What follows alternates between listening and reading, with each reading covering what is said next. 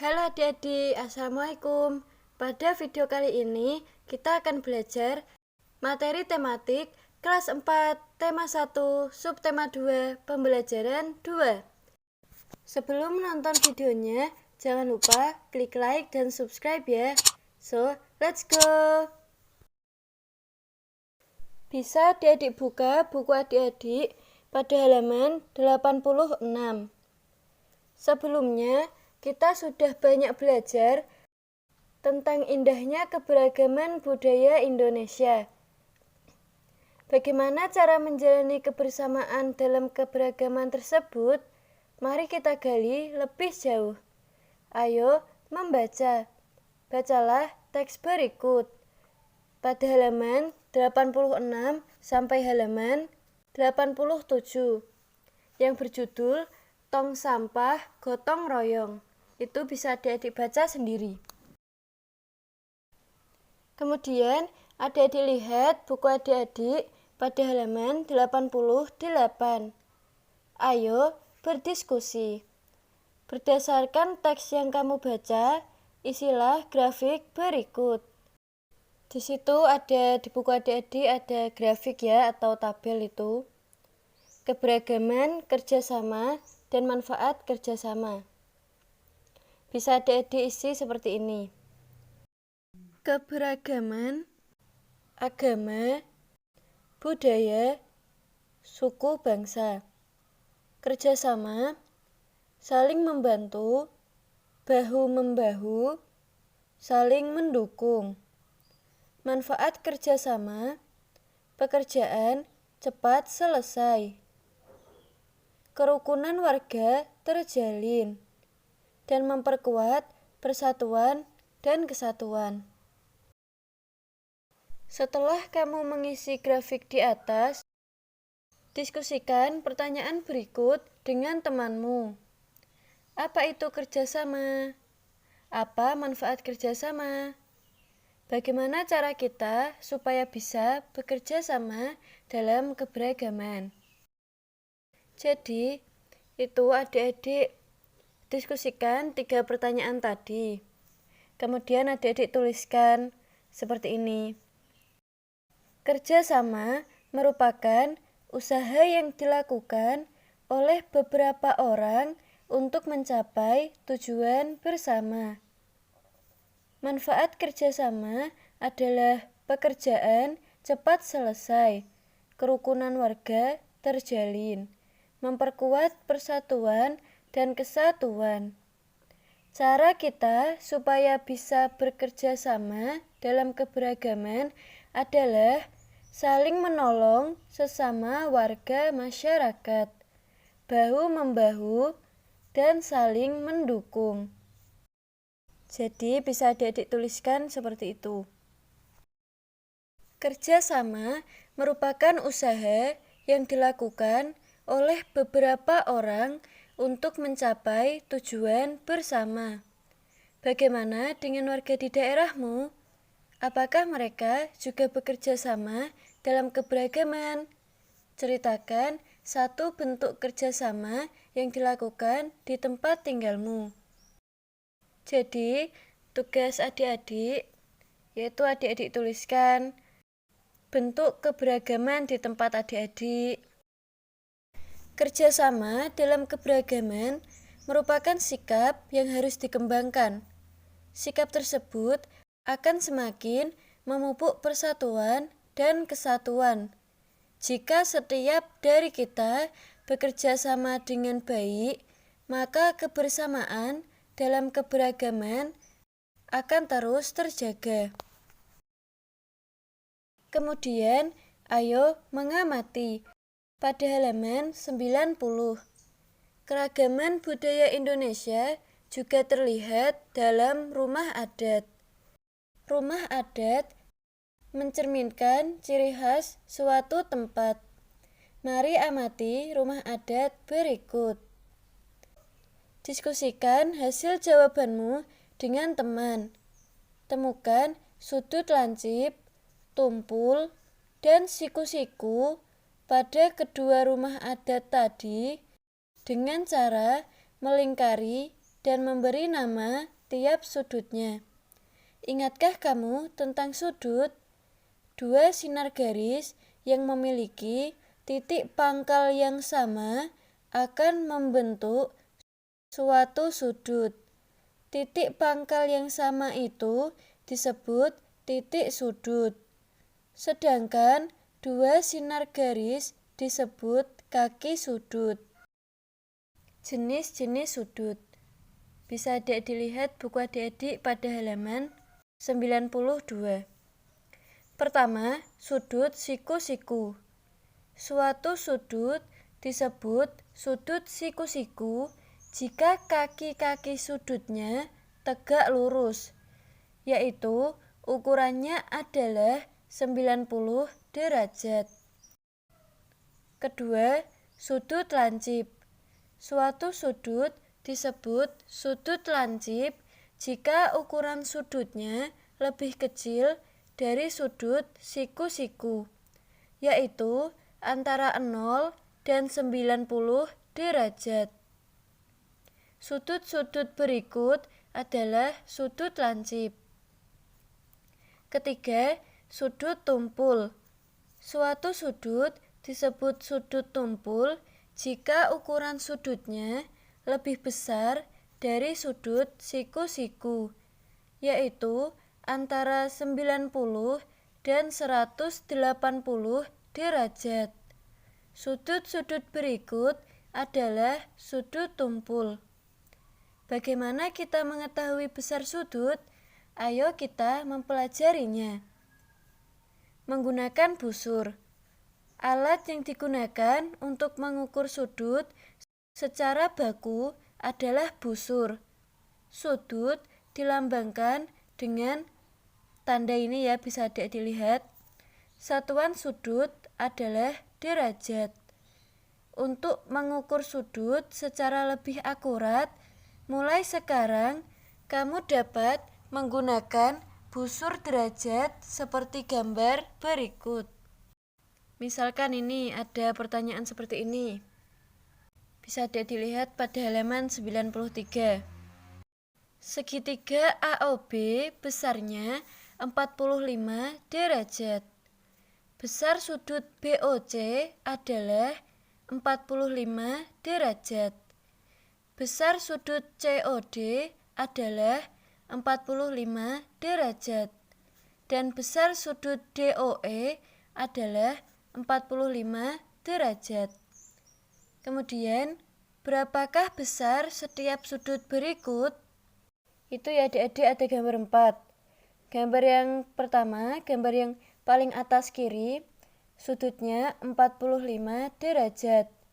Kemudian kanannya, gambar yang kanan itu sudutnya 90 derajat. Kemudian gambar kiri bawah 120 derajat. Gambar kanan bawah sudutnya 180 derajat. Untuk mengukur sudut ABC, tempatkan busur di atas gambar sudut sehingga titik pusat busur terletak di titik sudut B. Dan alas busur berimpit dengan sisi BA. Perhatikan gambar berikut. Nah ini adik-adik, perhatikan gambarnya ini ya. Kita menggunakan skala bagian dalam untuk menentukan ukuran sudut ABC. Kita lihat bahwa sudut tersebut berukuran 60 derajat. Kita tuliskan besar sudut ini sebagai berikut. Sudut ABC sama dengan 60 derajat. Selanjutnya, lihatlah benda-benda di sekitarmu. Temukan 5 benda yang mempunyai sudut. Ukurlah besar sudutnya dengan menggunakan busur. Perkirakan dahulu sebelum kamu mengukurnya. Kemudian adik-adik tuliskan hasilnya dalam tabel seperti berikut. Jadi, adik-adik itu temukan 5 benda di sekitar adik-adik yang mempunyai sudut. Kemudian adik-adik ukur sudutnya itu berapa besarnya. Misalkan kakak kasih contoh ini. Nama benda pertama, ujung buku. Perkiraan besar sudutnya yaitu 90 derajat. Besar sudut hasil pengukuran 90 derajat. Jenis sudut yaitu sudut siku-siku. Benda kedua, ujung penggaris segitiga. Perkiraan besar sudut 60 derajat. Besar sudut hasil pengukuran 60 derajat. Jenis sudut yaitu sudut lancip. Nama benda ketiga, bendera semapur. Perkiraan besar sudut 90 derajat. Besar sudut hasil pengukuran 90 derajat. Jenis sudut yaitu sudut siku-siku. Benda keempat, staples. Perkiraan besar sudutnya yaitu 35 derajat.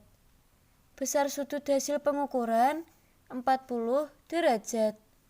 Jenis sudut yaitu sudut lancip. Benda kelima, papan tulis. Perkiraan besar sudut 90 derajat. Besar sudut hasil pengukuran 90 derajat. Dan jenis sudutnya yaitu sudut siku-siku. Nah, misalkan contoh bendanya itu seperti yang kakak contohkan itu. Bisa adik-adik cari benda yang lain atau adik-adik tambahkan biar lebih bagus. Kemudian pada halaman 95, mencetak sudut. Temukan 3 benda yang memiliki sudut yang sama. Gambarlah sudutnya. Nama benda, besar sudut, dan gambar sudut. Adik-adik temukan 3 benda yang memiliki sudut yang sama. Jadi kalau adik-adik itu bendanya sudutnya 90 derajat, maka semua bendanya harus 90 derajat atau 45 derajat atau 30 derajat. Jadi itu ketiga bendanya sudutnya harus sama. Misalkan kakak kasih contoh seperti ini. Nama benda 1, pintu. Besar sudut 90 derajat. Gambar sudut itu bisa dilihat sendiri. Kemudian nama benda 2, televisi. Besar sudut 90 derajat. Gambar sudutnya bisa dilihat sendiri juga. Nama benda ketiga, bingkai foto. Besar sudut 90 derajat. Gambar sudut bisa dilihat sendiri. Misalkan contohnya seperti itu. Kemudian adik-adik jawab 3 pertanyaan berikut ini. Apakah kamu menemukan benda yang besar sudutnya sama? Apakah gambar sudutnya sama? Apa yang dapat kamu simpulkan? Pertanyaan pertama, apakah kamu menemukan benda yang besar sudutnya sama? Bisa adik-adik jawab seperti ini. Iya. Pertanyaan kedua, apakah gambar sudutnya sama? Bisa adik-adik jawab seperti ini. Iya, gambar sudut pintu, buku, dan bingkai foto sama. Itu kalau berdasarkan benda yang tadi kakak contohkan. Kalau adik-adik bendanya lain, bisa adik-adik tuliskan bendanya. Pertanyaan ketiga, apa yang dapat kamu simpulkan? Bisa adik-adik jawab seperti ini. Pintu, buku, dan bingkai foto memiliki sudut yang sama besar, yaitu 90 derajat. Selanjutnya, adik-adik lihat buku adik-adik pada halaman 96. Apakah besar sudut gambar berikut sama besar? Jelaskan. Bisa adik-adik jawab seperti ini. Sudut gambar tersebut berbeda karena salah satu gambar memiliki jarak antara kaki-kaki sudut lebih besar, sehingga memiliki sudut yang lebih besar. Kemudian, mana yang sudutnya lebih besar? Jelaskan. Bisa adik-adik jawab seperti ini. Sudut B lebih besar dari sudut A. Karena sudut B memiliki jarak antara kaki-kaki sudut sangat besar. Jika jaraknya besar, maka nilai sudut tersebut juga semakin besar. Oleh karena itu, sudut B lebih besar daripada sudut A. Apa yang memengaruhi besar sudut? Jawabannya, besar sudut dipengaruhi oleh jarak antara kaki-kaki sudut. Jika jaraknya besar, nilai sudut juga semakin besar. Begitu pula sebaliknya. Jika jaraknya kecil, maka nilai sudutnya juga semakin kecil. Besar sudut dipengaruhi oleh bukaan kaki-kakinya. Besar sudut tidak dipengaruhi oleh panjang sinar garis. Selain rumah adat, kita dapat menemukan sudut di sekitar kita, bangunan di sekitar kita, termasuk tempat ibadah juga terdapat sudut. Sudut-sudut yang ada menjadikan ciri khas tersendiri. Keberagamannya semakin menjadikannya unik. Kemudian, ayo berkreasi. Halaman 97. Kamu sudah berlatih gerakan dasar tarian Bungung Jumpa. Sekarang, kamu akan berlatih menarikan dengan menggunakan formasi. Kamu akan dibagi dalam kelompok. Satu kelompok 8 siswa. Lakukan gerakan dengan hitungan dan iringan musik. Formasi gerakan A itu bisa dilihat, semua anggota kelompok berdiri sejajar. Kemudian formasi gerakan B, anggota kelompok membentuk formasi seperti segitiga. Kemudian formasi gerakan C, anggota kelompok membentuk formasi lingkaran. Formasi gerakan D, anggota kelompok membuat formasi yang mirip seperti huruf S atau zigzag ya, itu bisa dilihat sendiri. Sekian adik-adik pembelajaran kali ini. Semoga pembelajaran tadi dapat membantu adik-adik. Kalau adik suka, jangan lupa klik like dan subscribe ya. Terima kasih sudah menonton. Wassalamualaikum warahmatullahi wabarakatuh.